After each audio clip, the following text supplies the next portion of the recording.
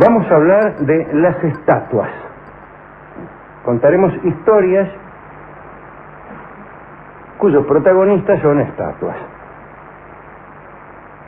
Los alrededores de los templos de la Grecia antigua estaban repletos de figuras de divinidades principales, de divinidades anexas, héroes del lugar, fundadores, alcauciles, falsos influyentes, caballeros de industria.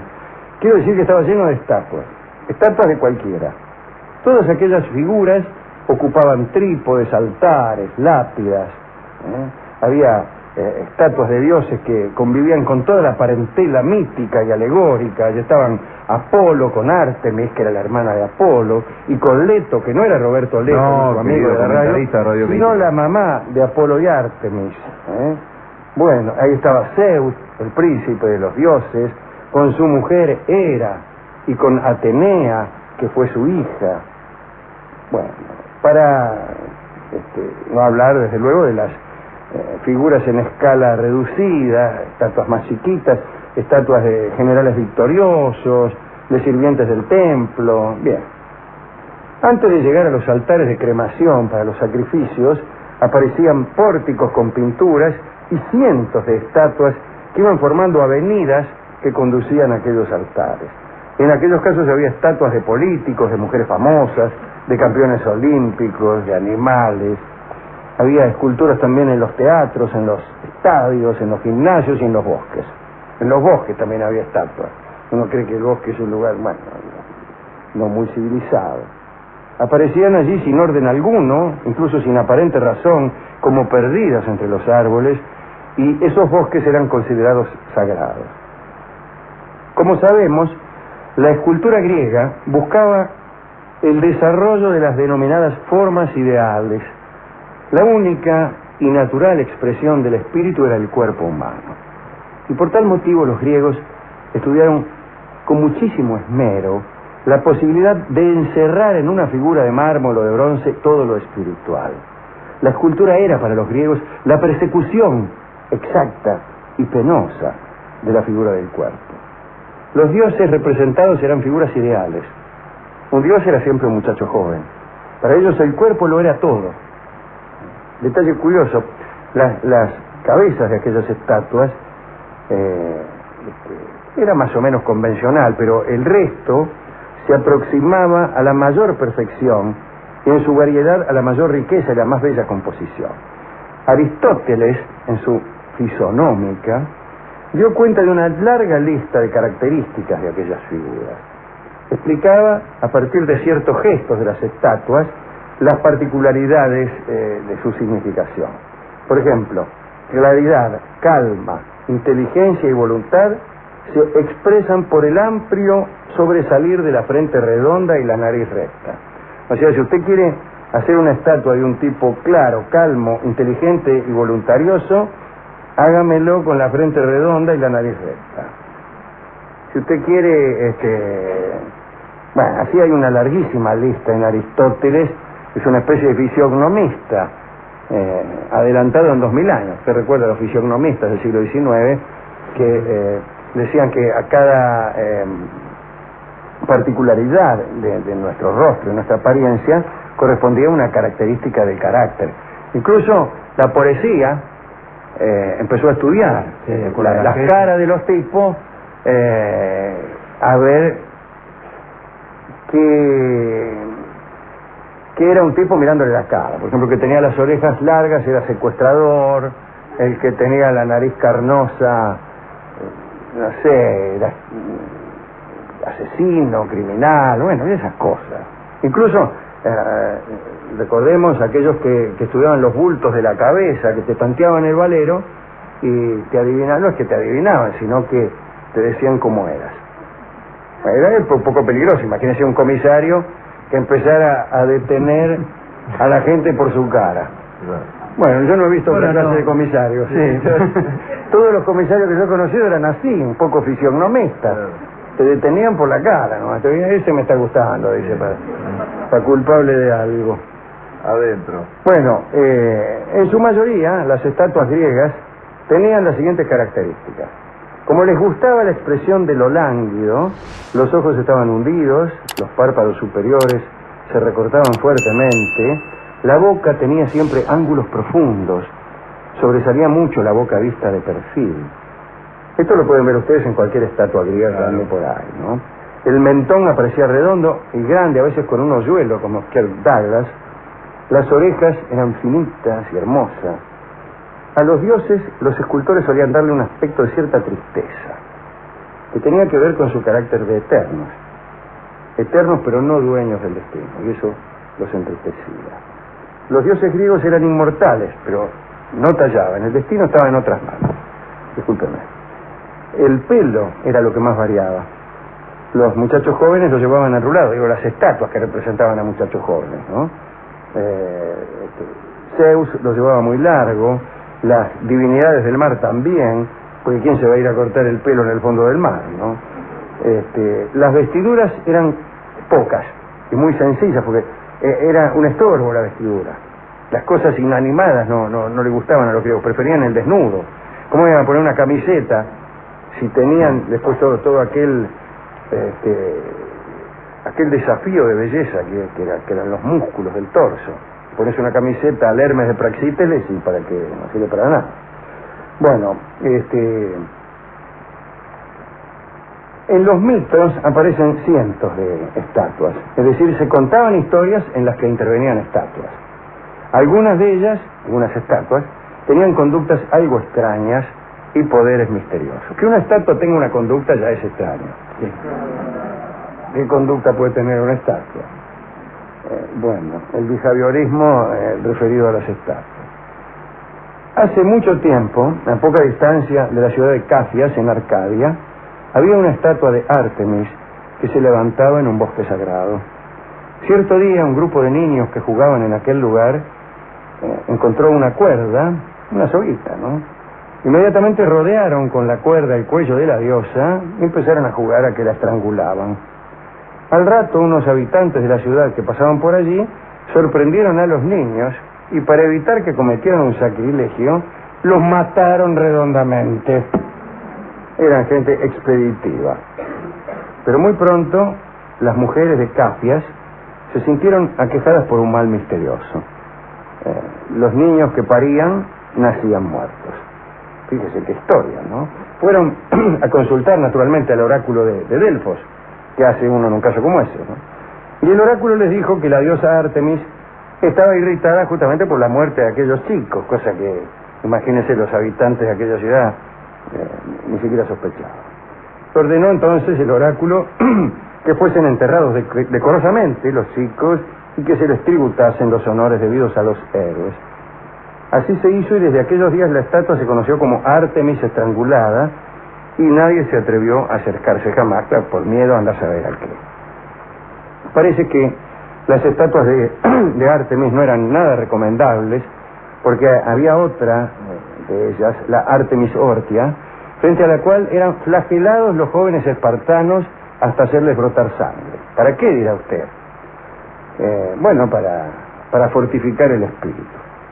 Los ponían frente a la estatua de Ártemis Ortia y le daban unos cuantos latigazos para que se fortaleciera.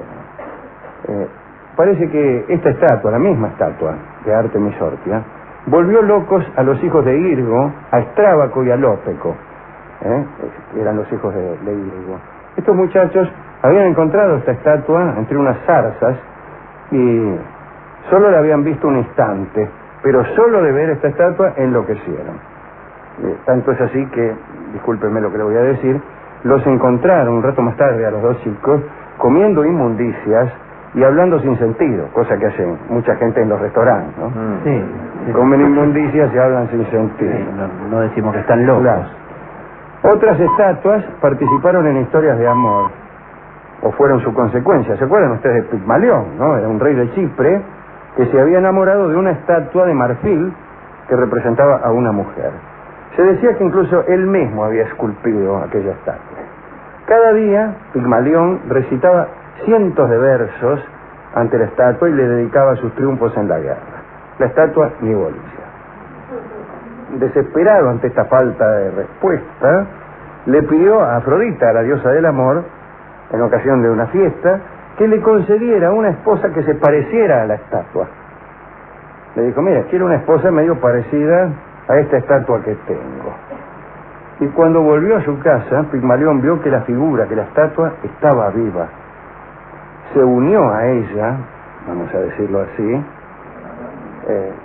y tuvieron una hija a la que llamaron Pafo.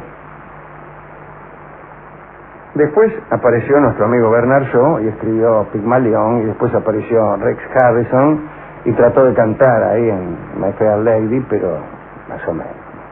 La película está bien, pero es como una degradación. Desde el mito de Pigmalión, después Bernard Shaw, que está fenómeno, y la película que está más o menos. No sé. Y después vinieron tipos que representaban la obra porque habían visto la película y así vamos de mal en peor, ¿no? Otra historia es la de Anaxarta, que era una doncella también de Chipre, que descendía de Teucro, que fue el fundador de Salamina. Bueno, un joven de la isla llamado Ifis estaba enamorado de esta doncella Anaxarta, pero la muchacha se mostraba cruel y esquiva. Entonces este muchacho, muy triste, se ahorcó en la puerta de la casa de esta chica Anaxarta. Directamente dice, bueno, no hay posibilidad, me ahorco y me voy a ahorcar ya que estoy cerca en la puerta de la casa, porque no sea cosa que yo me ahorque y la mina ni se entere. Claro. Es lo peor que le puede pasar a uno que se ahorca por una mina. Oh, sí, dice la mina, a los 3 años. Claro. Entonces se le ahorcó mismo, se colgó del marco de la puerta de Anaxarta. La chica, en vez de alterarse ante el ahorcado que la tenía ahí colgando en la puerta, imagínense, fue a salir y lo encontró al tipo colgando ahí. Y nada.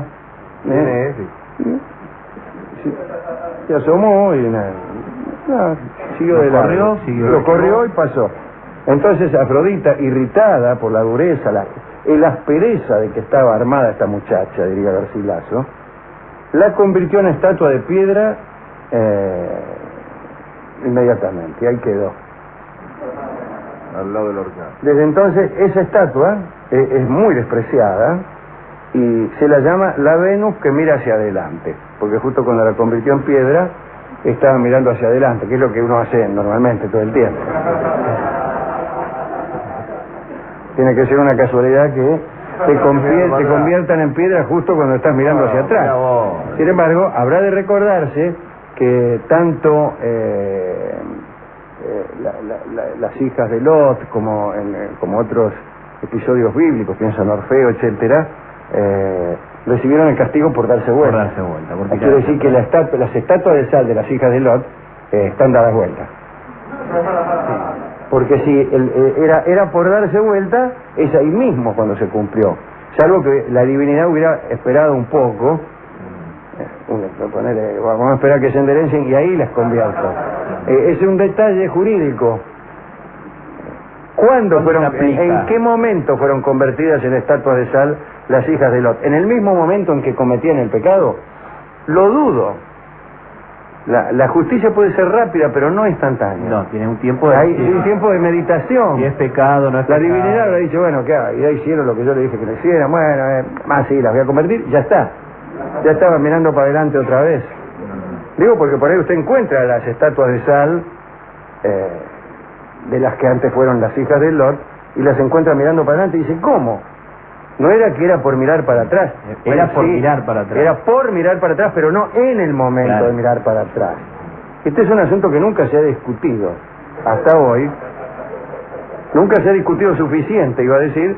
En realidad nunca se ha discutido, ni de un modo suficiente ni insuficiente. Hasta hoy. Bien. Existían estatuas caprichosas. Bueno, se dice que una estatua es caprichosa y se usa este giro configurando una hipálaje. Cuando una estatua está hecha de una manera caprichosa, se dice que la estatua es caprichosa, cuando en realidad el caprichoso es el escultor en cualquier caso. Pero bien, hablaremos de estatuas que tenían la posibilidad de permitirse caprichos, es decir, verdaderamente caprichosas, como por ejemplo la estatua de un tal Egestes, que era sacerdote del Anubio. Egestes era el encargado de transportar las imágenes de los penates desde Lanubio hacia Alba, que era una ciudad recién fundada. Pero parece que Egestes llevaba las estatuas hasta Alba, en un barrio nuevo, y a la noche las estatuas se volvían solas al Danubio. Se le volvían las estatuas, incluso por sus propios medios, como quien dice. Supongo que las estatuas ecuestres llegarían más rápido. Claro, viene a caballo. Viene a caballo, imagínate. Galope. Bueno, pero eran muchas estatuas, y Egestes, luego de haber intentado el traslado varias veces, decidió establecerse definitivamente en Danubio y no llevar ninguna estatua más a Alba, ya que las estatuas querían quedarse en Danubio, ¿para qué? Y allí se quedó y fue feliz para siempre. Las estatuas no querían irse de allí. Es una linda estatua, una linda historia, esta de las estatuas que se vuelven a la noche. Estatuas aquerenciadas, que tienen relación con el lugar. Esto es más lindo pensarlo con una estatua ecuestre, más linda. El caballo del coronel Bransen, a la noche, lo trae de nuevo a la plaza de donde querían trasladarlo. Es una historia en Buenos Aires, sería estupendo. Trasladan la estatua ecuestre de Bransen y el caballo, que tiene un sentido del regreso y de la querencia muy superior al del ser humano, lo trae a Bransen a la plaza donde estaba antes, ¿no? Otra estatua que también quería mantenerse en su lugar fue la de Hera, la mujer de Zeus, Argiva en el sentido de nacida en Argos. Parece que Armete, se llamaba Armete esta chica, era hija de Euristeo, aquel que le impuso los trabajos a Hércules, ¿no? Armete vivía en Argos y era sacerdotisa de la Hera Argiva, era la mujer de Zeus. Al morir su papá, tuvo que huir de Argos, se refugió en Samos y se llevó la imagen de la diosa, la Hera Argiva. Mientras tanto, los argivos, inquietos por la desaparición de la estatua, encargaron a unos piratas que salieran a buscar a la estatua. Como el templo de Samos era un templo abierto, no tenía puertas, a los piratas les fue muy fácil apoderarse de la estatua. Pero cuando quisieron hacerse a la vela y llevarla en su barco, les fue completamente imposible mover las embarcaciones. El tiempo era bueno, pero el barco no se movía.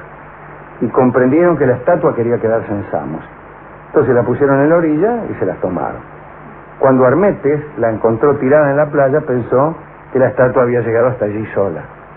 Es mucho pensar, ¿no? Cuando ve una estatua en la playa, ¿usted qué piensa? Que fue que la estatua llegó hasta ahí caminando. Bueno, la volvió a poner en el templo, pero esta vez atada, atada de pies y manos, no sea cosa que se le escapara de nuevo. Por fin hay que hacer una referencia al Palladium, la más famosa de todas las estatuas. Representaba a la diosa Palas Atenea y poseía la virtud de garantizar la integridad de la ciudad que la guardaba y le tributaba culto. De ese modo había preservado a Troya durante 10 años. Dicen que había caído del cielo y había penetrado en el templo de Atenea, al cual le estaban construyendo el techo, y justo por el agujero. Discúlpeme, estoy llevando por delante a cada rato algo. Estaban los albañiles ahí poniendo el techo y ¡pum! Le cayó el Palladium de arriba. Bueno, después otras varias ciudades trataron de apoderarse de la figura para garantizar su seguridad.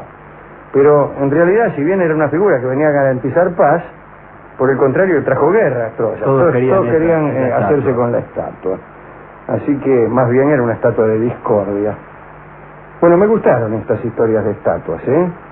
Hay algunas de la literatura, de la filosofía, que citaremos en algún programa posterior, ¿no? A mí me gustaría dedicar esto a Pigmalión, pero también a todos los pigmaliones que se esfuerzan por hacer ellos mismos a la mujer que quieren.